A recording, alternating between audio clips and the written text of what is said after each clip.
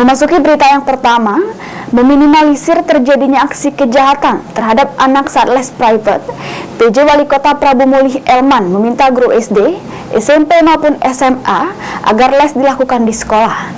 Jika memang harus dilaksanakan di rumah, pembelajaran dapat didampingi oleh orang tua siswa.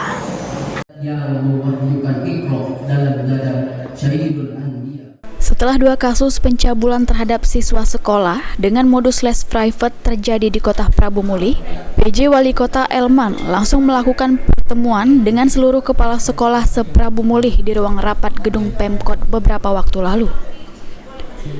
Usai menggelar rapat, PJ Wali Kota Prabu Mulih Elman mengatakan pihaknya perlu menjaga keamanan siswa-siswi SMA dari predator anak.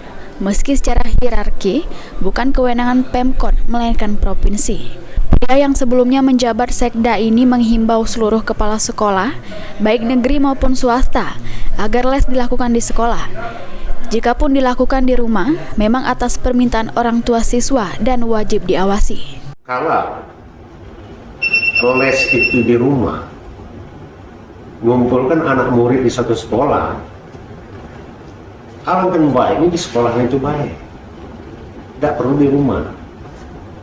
Kecuali uang tuanya minta, uang tuanya, Pak tolong Pak kasih les anak kami ini uang ini bahasa Inggris. Tapi ada pengawasan orang tuanya di situ.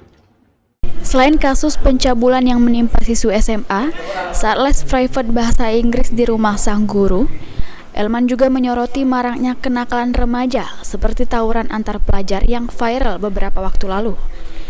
Menurutnya peran orang tua dan guru di era sekarang harus lebih ketat dalam mengawasi anak-anak. Benny Firdaus, PAL TV.